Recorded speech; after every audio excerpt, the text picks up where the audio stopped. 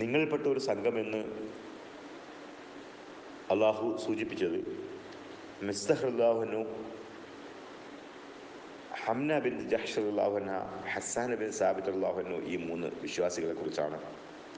ഹസ്സാൻ പിന്നീട് പ്രവാചകൻ സല്ലല്ലാഹു അലൈഹി വസല്ലമയുടെ കവിയായി അറിയപ്പെട്ട ആളാണ്. താൻ പറഞ്ഞതിനെക്കുറിച്ച് ഖേദിക്കുകയും ആയിഷ റളിയല്ലാഹുവിനെ പുകഴ്ത്തിക്കൊണ്ട്, അവരുടെ ചാരിത്രത്തെ പുകഴ്ത്തിക്കൊണ്ട് കവിത എഴുതിയ ആളാണ്. മിസ്തഹ് റളിയല്ലാഹുവിനാകട്ടെ അബൂബക്കർ സിദ്ദീഖ് റളിയല്ലാഹുവിൻ്റെ മാതൃ സഹോദരി പുത്രനാണ്.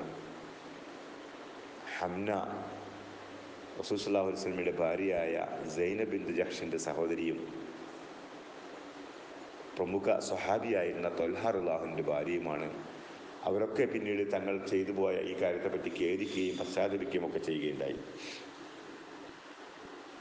ഈ വാർത്ത കേട്ടപ്പോൾ മിസ്തഹ് റളിയല്ലാഹു വളരെയധികം പ്രയാസപ്പെട്ട് ജീവിക്കുന്ന ഒരാളായിരുന്നു.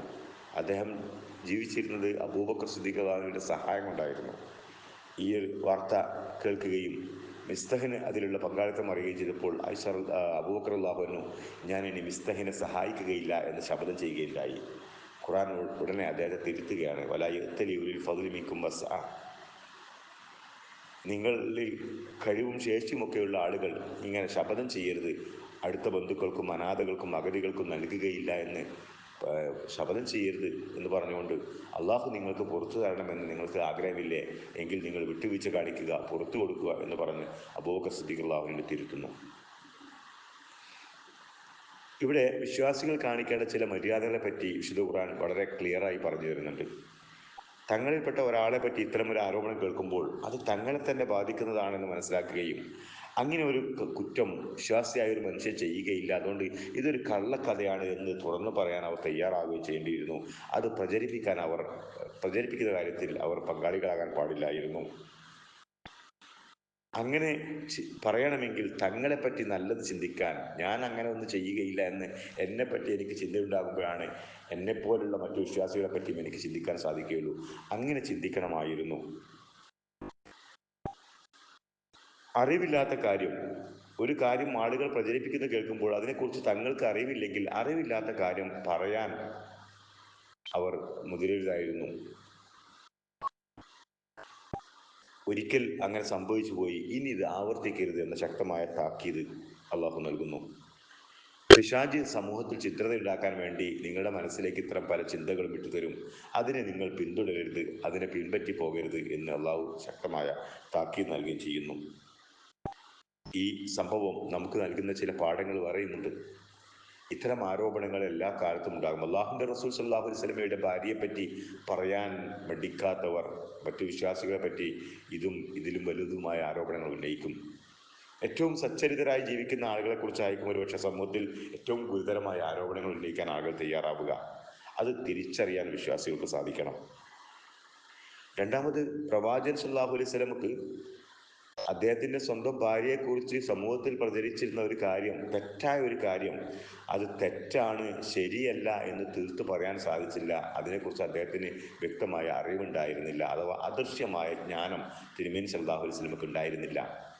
മുഫസ്സിറുകൾ പറയുന്ന ഏകദേശം 40 ദിവസത്തോളം കഴിഞ്ഞതിന് ശേഷമാണ് ഈ വിഷയത്തിൽ അള്ളാഹു ആയത്തിറക്കിയത്. അപ്പോൾ അത്രയും ദിവസങ്ങൾ പ്രവാചകൻ സല്ലല്ലാഹു അലൈഹി വസല്ലമയും അദ്ദേഹത്തിൻ്റെ കുടുംബവും വിശ്വാസി സമൂഹവും ഏറെ മനപ്രയാസപ്പെട്ടിരിക്കുകയായിരുന്നു. മറ്റുള്ളവരുടെ മനസ്സിലുള്ളതൊക്കെ ഒരു സ്ഫടികത്തിൻ്റെ കുപ്പിയുടെ ഉള്ളിലുള്ളതുപോലെ കാണാൻ സാധിക്കുന്നു എന്ന് ദിവ്യ പുരുഷന്മാരെ പറ്റി പാട്ടുപാടുന്നവർ ചിന്തിക്കേണ്ടത്, സ്വന്തം ഭാര്യയെക്കുറിച്ച് സമൂഹത്തിൽ പറഞ്ഞു നടക്കുന്ന ഒരു കെട്ടുകഥയാണ് എന്ന് പറയാൻ തിരുമേനി സല്ലല്ലാഹു അലൈഹി വസല്ലമക്ക് സാധിച്ചില്ല. അതിന് അദ്ദേഹത്തിന് അറിവുണ്ടായിരുന്നില്ല എന്നാണ്. അപ്പോൾ പ്രവാചകൻ സല്ലല്ലാഹു അലൈഹി വസല്ലമക്ക് നിരുപാധികമായ അദൃശ്യജ്ഞാനം ഇല്ല, ഗൈബ് അറിയുകയില്ല എന്ന് നാം കൃത്യമായി മനസ്സിലാക്കേണ്ട ഒരു സംഭവം കൂടിയാണ് ഈ ഹദീസ് ഷരീഫ്. മൂന്നാമത്തെ കാര്യം, വിട്ടുവീഴ്ച കാണിക്കുക എന്നത് ഒരു വിശ്വാസിയുടെ ജീവിതത്തിൽ ഉണ്ടാകേണ്ടതാണ്. അത് തന്നോട് ഏറ്റവും കൂടുതൽ ശത്രുത കാണിക്കുകയും തനിക്കെതിരായി ഏറ്റവും കൂടുതൽ പ്രവർത്തിക്കുകയും പറയുകയും ചെയ്യുന്ന ആളുകൾക്ക് മാപ്പ് കൊടുക്കാൻ സാധിക്കുമ്പോഴാണ് നാം വിട്ടുവീഴ്ച കാണിക്കുന്നത്.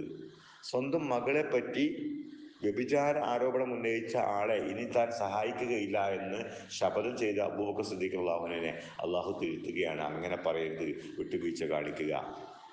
എങ്കിൽ അള്ളാഹു നിങ്ങൾക്ക് പുറത്തു തരും. നിങ്ങൾ അള്ളാഹുവിന് നിങ്ങൾക്ക് പുറത്തു തരണമെന്ന് ആഗ്രഹിക്കുന്നില്ലേ, അതുപോലെ നിങ്ങൾ ജനങ്ങൾക്ക് പുറത്തു കൊടുക്കുക എന്ന് അബൂബക്കർ സിദ്ദീഖ് അള്ളാഹുവിനെ അള്ളാഹു തിരുത്തിയിട്ടുണ്ടെങ്കിൽ, നമ്മോട് ശത്രുത കാണിക്കുന്നവരെയും നമുക്കെതിരെ പ്രവർത്തിക്കുന്നവരെയും നമുക്കെതിരായി പ്രചരണം ഉണ്ടാക്കുന്നവരെയും ഒക്കെ ക്ഷമയോടെ വിട്ടുവീഴ്ചയോടെ അഭിമുഖീകരിക്കാൻ നമുക്ക് സാധിക്കണമെന്ന പാഠം കൂടി ഈ സൂറത്തിൽ നമുക്ക് നൽകുന്നുണ്ട്. അള്ളാഹു വിശുദ്ധ ഖുർആൻ യഥാർത്ഥ രൂപത്തിൽ പഠിച്ച് മനസ്സിലാക്കി അത് ജീവിതത്തിൽ പകർത്തുന്ന നല്ല മനുഷ്യരിൽ നമ്മെ എല്ലാം ഉൾപ്പെടുത്തുമാറാകട്ടെ. റബ്ബന തഖബ്ബൽ മിന്നാ ഇന്നക അൻത സമീഉൽ അലീം വതുബ് അലൈനാ ഇന്നക അൻത തവ്വാബുർ റഹീം. അസ്സലാമു അലൈക്കും വറഹ്മത്തുള്ളാഹി.